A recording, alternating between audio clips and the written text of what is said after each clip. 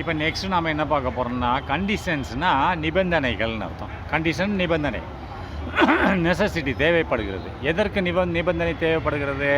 For nuclear fusion. ஃபியூஷன்னா இணைவு. Nuclear அணு இணைவுக்கு தேவையான நிபந்தனைகள். இது நிபந்தனைகள் இருக்கணும். அணு இணைவுனா இந்த கண்டிஷன் இருக்கணும்.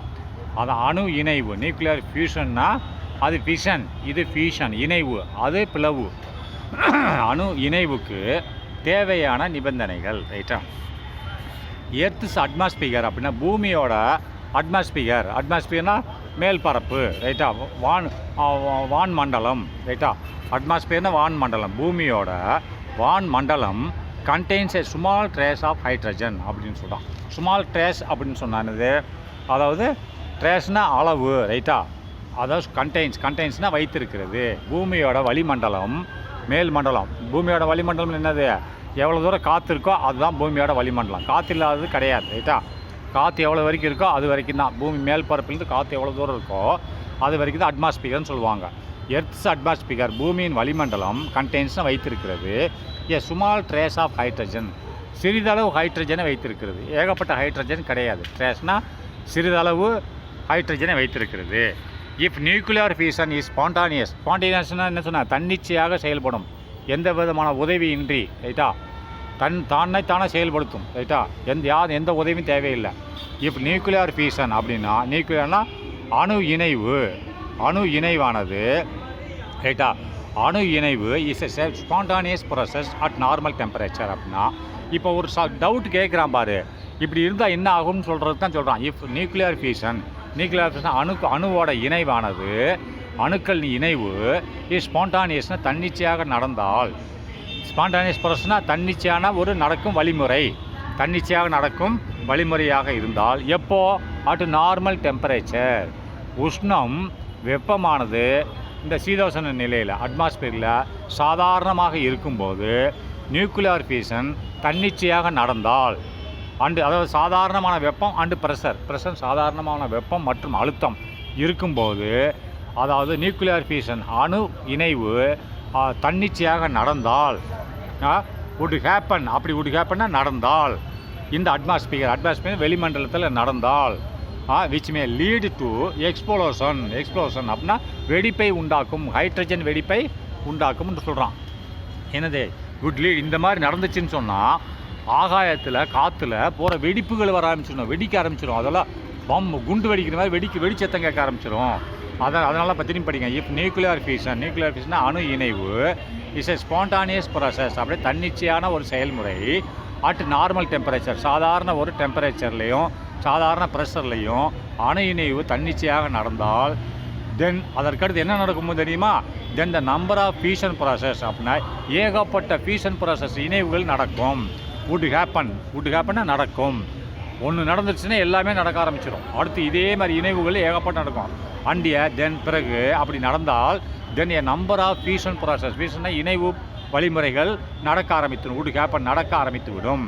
இந்த அட்மாஸ்பியர் இந்த வளிமண்டலத்தில் நடக்க ஆரம்பிச்சிடும். அதுக்கடுத்து என்ன நடக்கும்? Which may lead. அது எங்கே கொண்டு லீடுன்னு இழுத்து செல்லுகிறது. விச் மே லீடுனா அதனோட விளைவு. விச் மே அப்படின்னா அதனோட லீடுனா விளைவு என்ன ஆகும்னா டு எக்ஸ்ப்ளோஷன். அப்படின்னா எக்ஸ்ப்ளோஷன்னா வெடிக்க ஆரம்பிச்சிடும். ஹைட்ரஜனில் வெடிக்க ஆரம்பிச்சிடும் ஆகாயத்தில் அப்படின்றான். But we don't encounter any such explosion. நம்ம இது வரைக்கும் அந்த மாதிரி வெடிப்பை பார்த்துருக்கோமா? பட் ஆனால் வி டோன்ட், நாம் பார்க்கல. டோன்ட் என்கவுண்டர்னா பார்க்கவில்லை, சந்திக்கவில்லை. என்கவுண்டர்னா சந்திக்கவில்லை, இது வரைக்கும் பார்த்ததில்லை. என்கவுண்டர் சந்திக்கவில்லை. இந்த மாதிரி ஆகாயத்தில் வெடிப்பு கேட்டு பார்த்துருக்கோமா? ஹைட்ரஜன் வெடிக்கிறது பார்த்துருக்கோமா? இல்லையா? அதனால் பட் வி டோன்ட் என்கவுண்டர்னா சந்திக்கவில்லை எனி சச் எக்ஸ்ப்ளோஷன். இப்படி அதை வெடிப்பு ஒன்று சேர ஆரம்பிச்சிருச்சுன்னா வெடிக்க ஆரம்பிச்சிடும். ரைட்டா? சாதாரண டெம்பரேச்சரில் சாதாரண ப்ரெஷரில் நியூக்ளியர் ஃபியூஷன் அணு இணைவு ஸ்பான்டானியஸ் தன்னிச்சையாக நடைபெற்றால் அப்போ ஏகப்பட்ட அணு இணைவுகள் நடக்கும். அப்போ ஆகாயத்தில் ஹைட்ரஜன் வெடிப்பு வந்துடும். அப்போது இப்படி நம்ம இது வரைக்கும் பார்த்ததில்லை. வி டோன்ட் என்கவுண்டர் நான் பார்த்ததில்லை, சந்தித்ததில்லை. எனி சச் எக்ஸ்ப்ளோஷன் வெடிப்புகளை சந்தித்ததில்லை. Can you explain why? ஏன் நீ வெடிப்பை சந்திச்சதுன்னு சொல்லி உங்களால் சொல்ல முடியுமா அப்படின்னு கேட்குறான். இப்போ பார்க்கலாம் answer. The answer is that இருக்கிறது nuclear fusion can take place only under certain conditions. அதாவது நியூக்ளியர் ஃபியூஷன்னா அணு இணைவானது, அணுக்கள் இணைவது கேன் டேக்ஸ் பிளேஸ் நடக்கும் கேன் முடியும், இது டேக்ஸ் பிளேஸ்னால் நடக்கும், செயல்பாடுகள் நடக்கும்னு அர்த்தம். ஒன்லி வென், எப்போ நடக்கும்? ஒன்லி வென், அப்போது தான் நடக்கும். சர்டன் கண்டிஷன்ஸ், சில நிபந்தனைகளுக்கு உட்பட்டு தான் நடக்கும், எல்லா நேரத்தில் நடக்காது. அப்போ நிபந்தனை என்னன்னு பார்ப்போம். Nuclear fission is possible only at an extremely high temperature of the order of 10⁻⁷ to 10⁹ kelvin அப்படின்னா நியூக்ளியர் ஃபிஷன் நடக்கும். எப்போ நடக்கும்னா இஸ் பாசிபிள், நியூக்ளியர் இணைவு வந்து அணு இணைவு இஸ் பாசிபிள் நடக்கும். ஒன்லி எப்போ? ஒன்லி அட் அன் எக்ஸ்ட்ரீமில், மிக அதிக வெப்பநிலை இருந்தால் தான் நடக்கும். பூமிக்கு மேலே ஆகாயத்தில் அதிக, ஒன்லி அட் அன் எக்ஸ்ட்ரீமிலே, மிகவும் ஹையினால் அதிகம், மிகவும் எக்ஸ்ட்ரீமில் மிகவும் அதிக வெப்பநிலை டெம்பரேச்சர் வெப்பநிலை ஆஃப் த ஆர்டர். அந்த வெப்பநிலை எப்போ எந்த ஆர்டரில் இருக்கணும்? இதுக்குள்ளே இருந்தால் தான் நடக்கும். ஆஃப் த ஆர்டர் ஆஃப் 10⁻⁷, 10⁻⁷, 7 சைவர் போடணும், to 10⁹ கெல்வின். இந்த இதுக்குள்ளே இருந்தாத்திய அணுவோட ஃபியூஷன் நடக்கும். ஃபியூஷனை இணைவு நடக்கும், இல்லைன்னா நடக்காது. இது ஏகப்பட்ட 1000-2000 டிகிரி செல்சியஸுக்கு போகுது, ரைட்டா? இந்த கெல்வின்னு போட்டுக்கோங்க. இது 2000 டிகிரி செல்சியஸுக்கு போகும். மாற்றினா என்ன? 10⁻⁷ to 10⁻- கெல்வினில் இருந்துச்சுன்னு சொன்னால் டெம்பரேச்சர் அப்போ நடக்கும். இது சாதாரண 100 டிகிரி தானே நம்மளுக்கு செல்சியஸு, அது ஒன்றும் நடக்காது. அதுக்கடுத்து அண்டிய ஹை ப்ரெஷர், அது டெம்பரேச்சர் இருக்கணும், அது போக இந்த டெம்பரேச்சர் இவ்வளவும் இருக்கணும், அண்ட் ஹை ப்ரெஷர், ஏகப்பட்ட அழுத்தமும் இருக்கணும். சாதாரண ப்ரெஷரில் ஹெவி ப்ரெஷர் இருக்கணும். அப்போது அப்படி இருந்தால் நடக்கும். டு புஷ் த ஹைட்ரஜன், அந்த நேரத்தில் என்ன செய்யும்னா, டு புஷ்னா தள்ளும், ஹைட்ரஜன் மாலிகுலை தள்ளும். ஹைட்ரஜன் நியூக்ளியனா ஹைட்ரஜனோட நியூக்ளியஸை தள்ளும், உள்ள இருக்க நியூக்ளியை தள்ளி க்ளோசர் டு பீஸ்னா இணைய செய்யும், இணைதல். எதை ஒரு இந்த மாதிரி நல்லா கவனிங்க. நியூக்ளியர் ஃபியூஷன் இஸ் பாசிபிள் நடக்கும் only at an extremely high temperature. அது ஹை டெம்பரேச்சர், அதிகமான வெப்பநிலையில் நடக்கும். அந்த வெப்பம் எவ்வளோ இருக்குன்னா of the order of 10⁻⁷ to 10⁹ கெல்வினில் இருக்கணும். அண்டு ஹை ப்ரெஷராகவும் இருக்கணும். அப்போ இருந்துச்சுன்னு நடக்கும். அது எப்படி நடக்கும்? டு புஷ், அது தள்ளும். எதை தள்ளும்? த ஹைட்ரஜன் காற்றுல உள்ள ஹைட்ரஜன் நியூக்ளி தள்ளிட்டு போகும். எதுக்கு பக்கத்தில் தள்ளிட்டு போகும்? Closer to with each other. அப்படின்னா இன்னொரு ஹைட்ரஜன் வித் ஈச் அதர்னு என்னது? ஒன்றுக்கு ஒன்று. ஏன்னா இன்னொரு ஹைட்ரஜன் மாலிகுலா க்ளோசர் நெருக்கி செல்லும். இந்த டு பீஸ்னால் இணைவதற்கு நெருக்கி செல்லும். எதோட இணைவதற்கு? பீஸ்னு தள்ளி இணைதல்னு அர்த்தம். டு க்ளோசர் டு பீஸ் அப்படின்னா இணைவதற்கு, இணைய வேண்டி எடுத்து செல்லும். இந்த மாதிரி டெம்பரேச்சரில் எது கூட இணைவ? வித் ஈச் அதர்னால் ஒன்றுக்கு ஒன்று இணைவதற்கு. பீஸ்னா ஒன்றுக்கு ஒன்று அப்படின்னா ஒன்றுக்கு ஒன்று, ஒரு ஹைட்ரஜன் இன்னொரு ஹைட்ரஜனோட இணைவதற்கு இந்த ஹை டெம்பரேச்சர் ப்ரெஷர் தேவைப்படுகிறது. அப்படி இல்லை, ஹை டெம்பரேச்சர் ப்ரெஷர் இல்லைன்னா ரெண்டுமே இணையாது. ஏன்னா இதுவும் அதுவும் ஒரே சார்ஜ். அப்போ same charge will repels.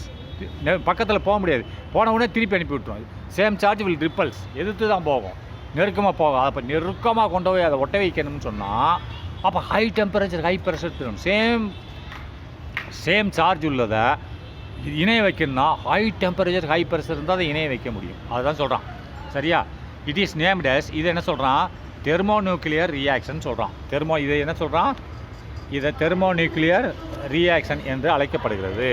Thermonuclear reaction என்னது? வெப்ப அணு இணைவு. தெர்மோனா என்னது? வெப்பம், ரைட்டா? நியூக்ளியர் அணு. அப்போ ரியாக்ஷன்னா ரியாக்ஷன் என்னது? வினை. ரியாக்ஷன்னா வினை. இங்கே இணைவுன்னு போட்டுக்கோங்க, ரைட்டா? தெர்மோனா வெப்ப, நியூக்ளியர் அணு இணைவு. இதைத்தான் நம்ம என்ன சொல்கிறோம்? It is named as a thermo nuclear இணைவு. அப்படின்னா தெர்மோ வெப்ப அணு இணைவு என்று குறிப்பிடுகிறோம்.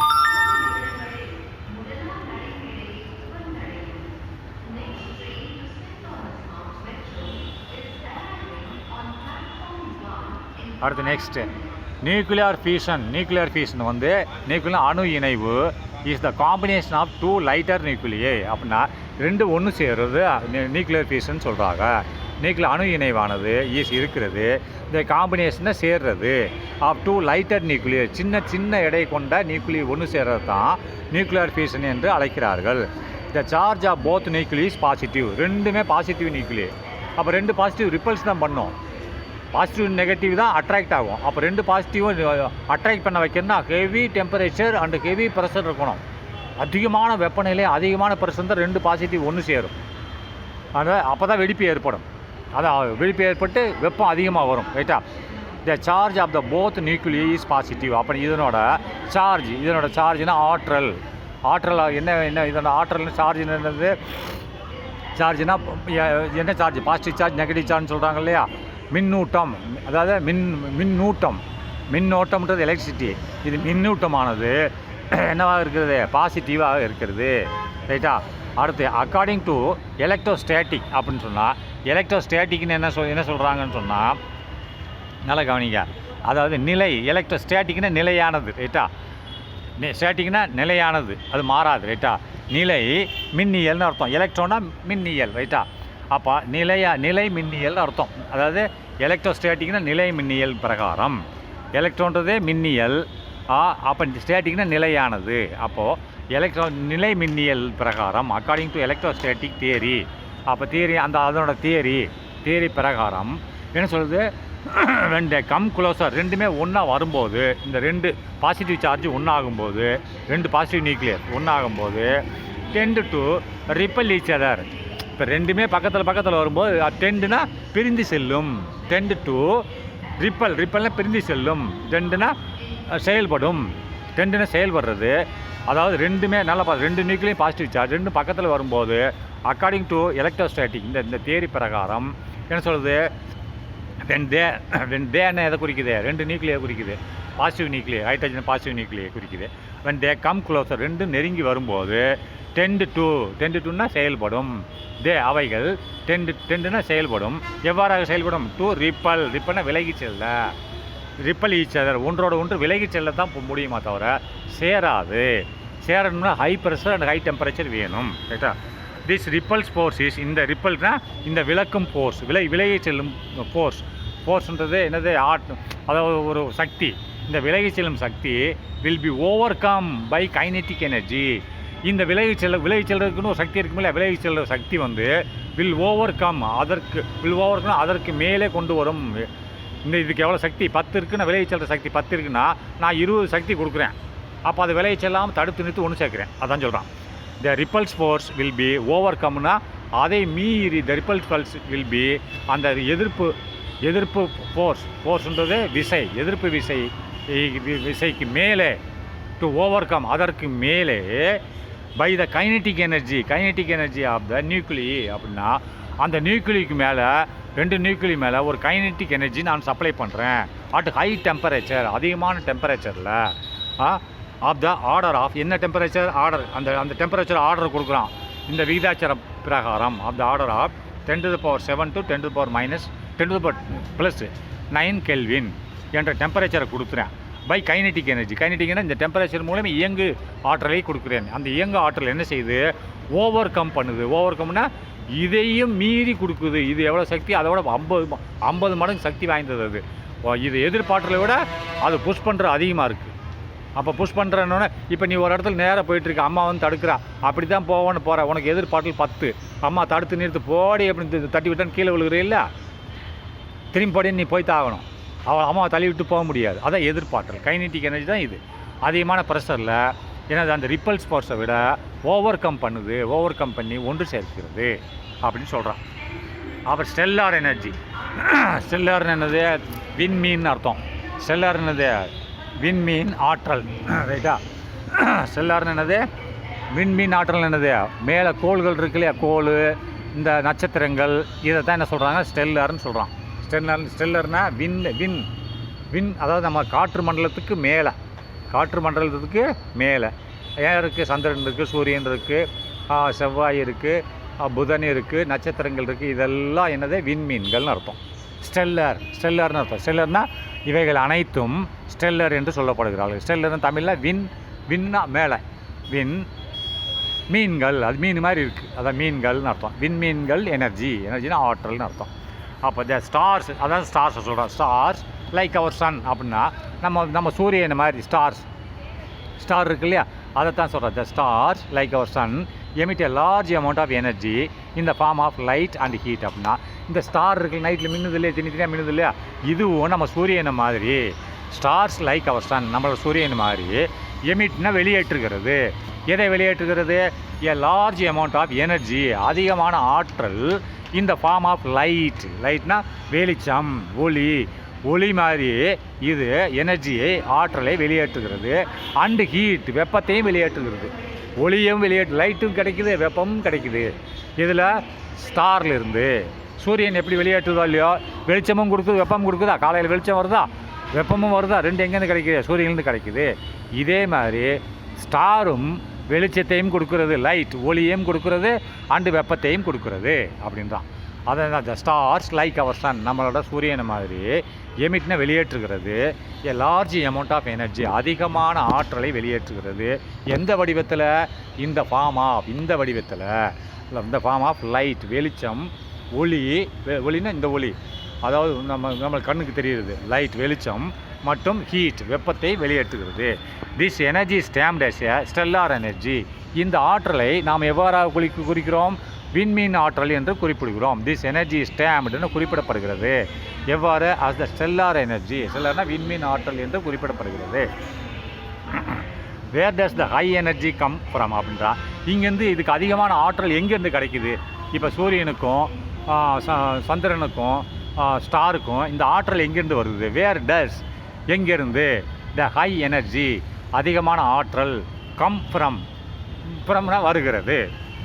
எங்கேருந்து அதிகமான ஆற்றல் வருகிறது என்று கேள்வி கேட்குறான். All stars contain a large amount of hydrogen. அப்படின்னா எல்லா விண்மீன்களும் லார்ஜ் அமௌண்ட், அதிகமான ஹைட்ரஜனை கொண்டுள்ளது. ஹைட்ரஜன் மூலக்கூறு, ரைட்டா? ஹைட்ரஜன் ஆட்டத்தை எல்லா ஸ்டார்களும் அதிகமாக கொண்டுள்ளது. லார்ஜ் அமௌண்ட் ஆஃப் ஹைட்ரஜன் எல்லா ஸ்டார்களும் கண்டெய்ன்ஸ் வைத்திருக்கிறது, கொண்டுள்ளது, அதிகமான ஹைட்ரஜனை கொண்டுள்ளது. The surface temperature of the stars is very high. அப்படின்னா சர்ஃபேஸ் டெம்பரேச்சர் அதோட மேல்பரப்பு, இந்த ஸ்டார்ஸ்னால் இந்த ஸ்டாரோட மேல்பரப்பானது, மேல்பரப்பு வெப்பநிலை, சர்ஃபேஸ் டெம்பரேச்சர் மேற்பரப்பு வெப்பநிலை ஆஃப் த ஸ்டார்ஸ், ஸ்டாரோட மேல்பரப்பு வெப்பநிலை இஸ் வெரி ஹை, அதிகமாக இருக்கும். விச் இஸ் சஃபிஷியன்ட், அந்த வெப்பநிலை தேவையானது தான், அந்த வெப்பநிலை போதும். எதற்கு போதும்? விச் இஸ் சஃபிஷியன்ட், விச்ன்றது வெப்பநிலை குறிக்குது. விச் இஸ் சஃபிஷியன்ட், அது போதுமானது. எதற்கு போதுமானது? To induce fusion of the hydrogen nuclei, induction தூண்டுவதற்கு இந்த வெப்பநிலை போதுமானது. அது இஸ் இன்டியூஸ், இது என்ன செய்யும்? டு இன்டியூஷன் தூண்டும், ஃபியூஷன்னா இணைவை தூண்டும். இதனுடைய ஆஃப் த ஹைட்ரஜன் நியூக்ளியி, ஹைட்ரஜன் நியூக்ளியி இரண்டும் ஒன்று சேருவதற்கு, ஹைட்ரஜன் நியூக்ளியி ரெண்டு ஒன்று சேருவதற்கு இது இந்த டெம்பரேச்சர், அது மேல்பரப்பில் உள்ள டெம்பரேச்சர் போதும்ன்றான். அப்போ நம்ம பூமியில் தான் மேல்பரப்பு டெம்பரேச்சர் கம்மி, ஸ்டாரில் எல்லாம் அந்த 10⁷ இன்ட்டு 10⁹ கெல்வின் சொன்னால் அந்த வெப்பநிலை இருக்குது. அந்த வெப்பநிலை இருந்தால் அதில் உள்ள ஹைட்ரஜன், ரெண்டு ஹைட்ரஜன் ஒன்று சேர்ந்து இன்னும் அதிகமான வெப்பநிலையை கொடுக்கும், பட்டு பயங்கரமான வெப்பநிலையை கொடுக்கும். அவ்வளோ வெப்பநிலை அங்கேருந்து இங்கே வரும்போது கம்மியாகிடுது. அவ்வளோ தூரத்தில் சூரியனில் பக்கத்தில் போக முடியாது, மனுஷன் எவனும் போக முடியாது, ரைட்டா? பஸ்பமாகி போயிடும். அங்கேருந்து அதிகமான வெப்பம் ப்ரொடியூஸ் ஆகி இங்கே வர கம்மியாகிடுது, ரைட்டா? அதான் இப்போ இந்த ஸ்டாரில் உள்ள மேல்பரப்பில் வெப்பநிலை போதுமானதாக இருக்கிறது. இது சஃபிஷியன்ட். எதற்கு?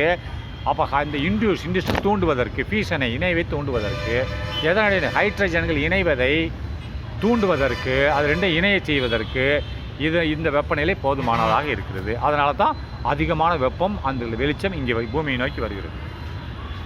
அப்போ ஃபியூஷன் ரியாக்ஷன், அப்போ ஃபியூஷன் ரியாக்ஷனை வினை, அதாவது ஃபியூஷன் என்னது?